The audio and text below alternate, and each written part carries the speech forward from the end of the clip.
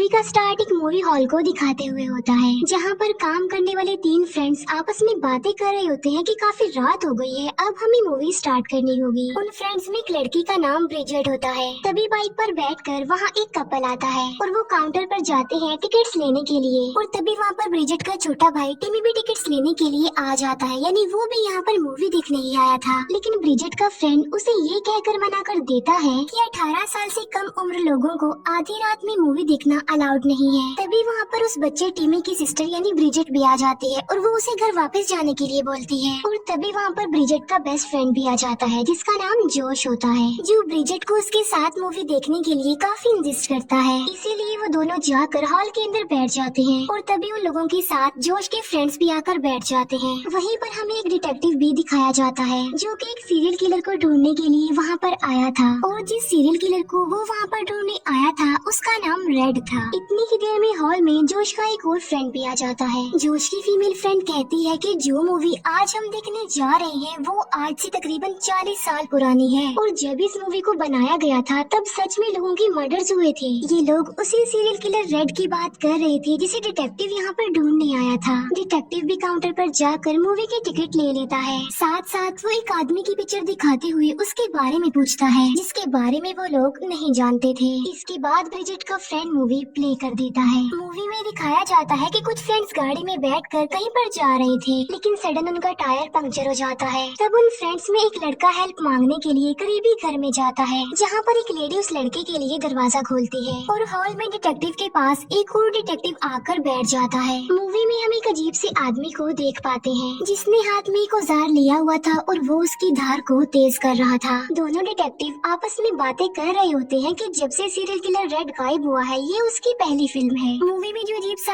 आदमी था उसने मास्क पहन रखा था, जो उस गाड़ी वाले लड़के को मार देता है और अपने साथ ले जाता है। काउंटर पर हम देखते हैं कि ड्रिंक खत्म हो गई है, इसीलिए ब्रिजेट का फ्रेंड ड्रिंक लेने के लिए एक जगह पर जाता है। उस मूवी को देखकर ब्रिजेट डर जाती है, इसीलिए वो मूवी को बीच में अधूरा छोड़कर बाहर आ जाती है, जहाँ पर जोश उसे रिलैक्स करता है और अंदर चलने के लिए बोलता है। तब मूवी में अचानक से ब्रिजेट का वही फ्रेंड नजर आता है जो कि ड्रिंक लेने गया था। हॉल में जो लोग मूवी देख रहे थे वो ये देखकर काफी हैरान रह जाते हैं, लेकिन तभी ब्रिजेट के उस फ्रेंड को कुछ अजीब सी आवाजें सुनाई देती हैं और फिर जैसे ही वो वहाँ से भागने लगता है उसके सामने वो सीरियल किलर रेड आ जाता है और अपने उस औजार की मदद से उसे बहुत बुरे तरीके से मार डालता है। लेकिन हॉल में बैठे लोग इस पर ज्यादा हैरान नहीं होते, क्योंकि वो तो इसे मूवी का एक पार्ट ही समझ रहे थे, इसीलिए वो मूवी को एंजॉय करते हुए देख रहे थे। फिर थोड़ी देर बाद जोश का फ्रेंड वॉशरूम के लिए जाता है और सेम यही सीन मूवी में भी दिखाया जा रहा था, और उन लोगों की आंखों के सामने किलर उसे भी मार डालता है। तब उसकी चीख की आवाज सुनकर ब्रिजेट की फ्रेंड वहाँ पर चेक करने के लिए जाती है, जहाँ पर उसे फ्लोर पर खून पड़ा हुआ नजर आता है। फिर मूवी में हमें उसी मूवी हॉल का काउंटर दिखाया जाता है, जहाँ पर ब्रिजेट की फ्रेंड अकेली ही खड़ी हुई थी। ये देखकर वो सारे लोग काफी डर जाते हैं, इसीलिए वो चेक करने के लिए बाहर आ जाते हैं, लेकिन काउंटर पर तो उन्हें कोई भी नहीं मिलता। इसके बाद वो सब वॉशरूम जाते हैं, जहाँ पर उन्हें भी फ्लोर पर खून पड़ा हुआ मिलता है। ये देखकर वो सारे लोग काफी ज्यादा डर जाते हैं और अब वो वहाँ से बाहर निकलने की कोशिश कर रहे थे। और तभी डिटेक्टिव को मूवी हॉल में से ब्रिजेट का छोटा भाई टिमी मिल जाता है। ब्रिजेट अपने भाई टिमी से पूछती है कि तुम यहाँ पर कैसे आ गए, जिस पर टिमी कहता है कि मैं तो रूम की विंडो से अंदर आया हूँ। डिटेक्टिव जो कि बाहर निकलने के लिए दरवाजा तोड़ रहा होता है, लेकिन वो ऐसा नहीं कर पाता, उनसे दरवाजा नहीं टूटता। चेक करने पर उन्हें पता चलता है कि उनके मोबाइल में भी सिग्नल्स नहीं आ रहे हैं। तो ब्रिजेट उन्हें बताती है कि यहाँ पर एक इमरजेंसी डोर है। तब वो लोग उस इमरजेंसी डोर को ओपन करने की कोशिश करते हैं, लेकिन वो भी लॉक्ड था, वो भी उनसे नहीं खुलता। और अब वो सारे लोग और ज्यादा डर जाते हैं, क्योंकि अब तो वो लोग यहाँ पर फंस गए थे।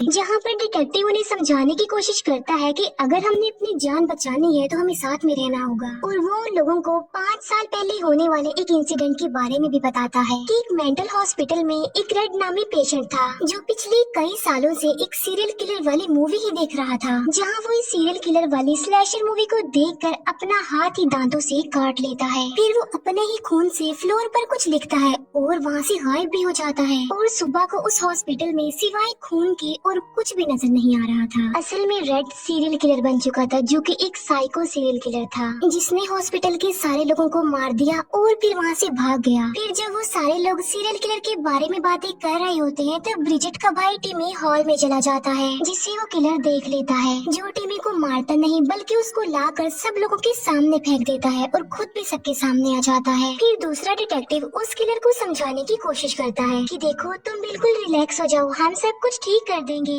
लेकिन रेड, जो कि अब पागल हो चुका था, पूरी तरह सीरियल किलर बन चुका था, इसीलिए वो उस डिटेक्टिव का गला ही काट देता है। ये देखकर डिटेक्टिव उसे शूट करता है, तब वो जाकर हॉल में गिर जाता है और अब मूवी में वो उस डिटेक्टिव की डेड बॉडी को अपने साथ ले जा रहा था। फिर वो सारे लोग एक रूम की तरफ भाग रहे थे और वो उसी विंडो से बाहर निकलने की कोशिश करते हैं जहाँ से ब्रिजेट का भाई टिमी अंदर आया था। लेकिन तभी वो विंडो जोश की फ्रेंड के हाथ पर गिर जाती है, जिससे वो इंजर्ड हो जाती है और चिल्लाने लगती है। उसके चिल्लाने की आवाज सुनकर वो सीरियल किलर भी वहाँ पर आ जाता है, जहाँ पर वो डिटेक्टिव सीरियल किलर को शूट करता है। लेकिन डिटेक्टिव की एक भी गोली का उस किलर पर जरा भी असर नहीं होता। और मुसीबत की बात तो ये थी कि उस डिटेक्टिव की बुलेट्स भी खत्म हो गई थी। ये सब कुछ देखकर जोश का फ्रेंड बहुत ज्यादा डर जाता है, इसीलिए वो मौका देखकर वहाँ से भाग जाता है, जहाँ पर वो किलर डिटेक्टिव के पेट को काटते हुए चीरते हुए जोश की फ्रेंड को भी मार देता है। फिर मूवी में वो जोश की फ्रेंड की डेड बॉडी को अपने साथ ले जा रहा था, जहाँ पर मूवी में हमें वही वाली लेडी दिखाई जाती है जिसने उस लड़के के लिए दरवाजा खोला था, और ये लेडी किलर की मदर थी, और वो भी सीरियल किलर रेड की तरह साइको ही थी। वो रेड को कहती है कि तुमने बहुत अच्छा किया, तुम अपने साथ एक और फ्रेंड को ले आए। फिर वो सारे लोग भागते हुए बाहर आ जाते हैं, प्लानिंग कर रहे होते हैं कि किलर को कैसे रोका जाए, उसे कैसे मारा जाए, जिस पर ब्रिजेट कहती है कि अगर हम किलर को रोकना चाहते हैं तो पहले हमें मूवी को स्टॉप करना पड़ेगा। फिर जब वो लोग प्रोजेक्टर रूम में जाने की कोशिश करते हैं, तब उसका दरवाजा उन्हें बंद मिलता है। फिर वो प्रोजेक्टर विंडो के जरिए अंदर जाने का सोचते हैं, लेकिन प्रोजेक्टर विंडो का रास्ता काफी छोटा था, इसीलिए वो टिमी को अंदर भेजते हैं। और जब टिमी आगे बढ़ रहा होता है, तब वो किलर उसे देख लेता है, लेकिन तभी जोश वहाँ पर आकर उस किलर पर अटैक कर देता है और टिमी को आगे बढ़ने के लिए कहता है। टिमी किसी तरह प्रोजेक्टर रूम में पहुँच जाता है और दूसरी तरफ किलर जोश को मारने के लिए उसकी तरफ बढ़ रहा था। टिमी प्रोजेक्टर का प्लग निकाल देता है, लेकिन इसके बावजूद भी प्रोजेक्टर बंद नहीं होता, वो ऑन ही रहता है। फिर उन लोगों को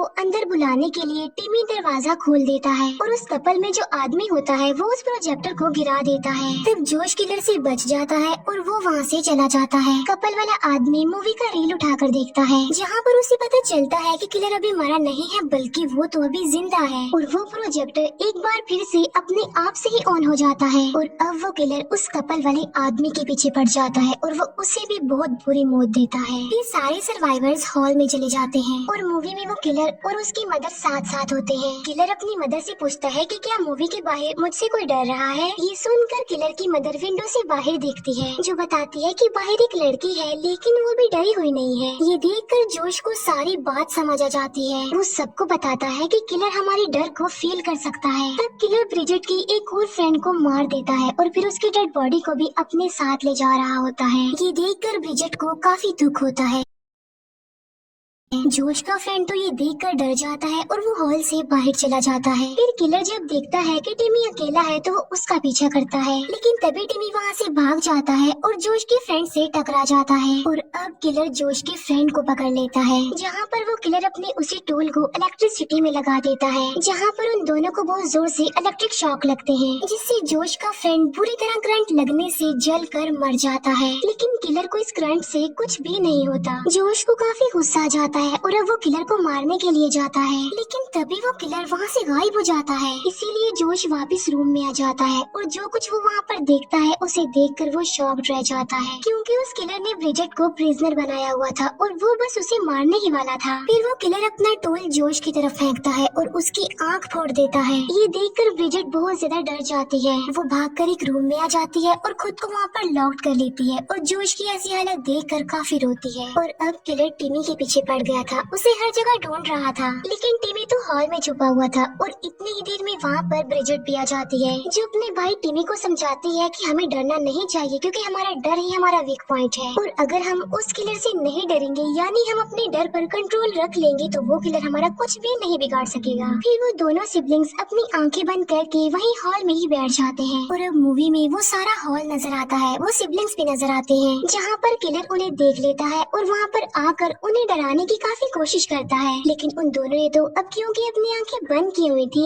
इसीलिए वो नहीं डरते। ये देखकर वो किलर जैसे ही वहाँ से जाने लगता है, ब्रिजेट डर कर अपनी आंखें खोलती है। तब किलर को इस बारे में पता चलता है और वो ब्रिजेट को अपने साथ अपनी मूवी में ले जाता है। ब्रिजेट खुद को एक रूम में बंद पाती है, जहाँ पर वो किलर अपने उस औजार की धार को तेज कर रहा था। फिर किसी तरह ब्रिजेट उस रूम से बाहर आ जाती है। वो देखती है कि एक रूम में बहुत सारे लोगों को कैद करके रखा गया है और वो सारे लोग इंजर्ड थे और कुछ तो उनमें मर भी चुके थे और ये सब कुछ उस किलर का ही काम था। वहीं पर ब्रिजेट को जोश भी दिखाई देता है, जो कि अभी जिंदा था, इसीलिए वो उसके पास जाती है। लेकिन तभी उस किलर की मदर वहाँ पर आकर ब्रिजेट को बेहोश कर देती है। फिर ब्रिजेट को जब होश आती है तो वो खुद को बंधा हुआ पाती है। वो देखती है कि उसके साथ उसके भाई को भी बांधा गया है। तब किलर ब्रिजेट के पास आकर उसे पहले तो डराता है और फिर कहता है कि मैं तुम्हें इतनी आसान मौत नहीं देने वाला, मैं तो तुम्हें तड़पा तड़पा कर मारूंगा। ये कहकर वो उसके एक पैर के नेल्स उखेड़ने लग जाता है, जिससे वो दर्द की वजह से बहुत ज्यादा चिल्लाती है। तब एक एक करके किलर उसके पैर के सारे नेल्स उखेड़ देता है और फिर किलर जब उसके दूसरे पैर के नेल्स उखेड़ता है तब वो बिल्कुल भी नहीं डरती, बिल्कुल भी नहीं चिल्लाती, बल्कि वो इस पेन को भी बेयर करती है और अपने डर पर भी काबू रखती है। ये देखकर किलर को बहुत ज्यादा गुस्सा आता है कि ना तो ये मुझसे डर रही है और ना ही दर्द की वजह से चिल्ला रही है, इसीलिए किलर उसे नीचे फेंक देता है। इसी दौरान ब्रिजेट के हाथ में एक नोकदार चीज लग जाती है, इसीलिए वो मौके का फायदा उठाकर उस किलर को स्टैब कर देती है। फिर वो टिमी को लेकर वहाँ से बाहर आ जाती है, लेकिन उनके बाहर निकलने से पहले ही किलर की मदर ब्रिजेट को पकड़ लेती है और वो उसका गला दबाकर उसे मारने की कोशिश करती है। लेकिन तभी पीछे से टिमी उस लेडी पर अटैक करके उसे मार डालता है। फिर वो सिबलिंग्स घर से बाहर आकर भागने लगते हैं, लेकिन किलर ने तो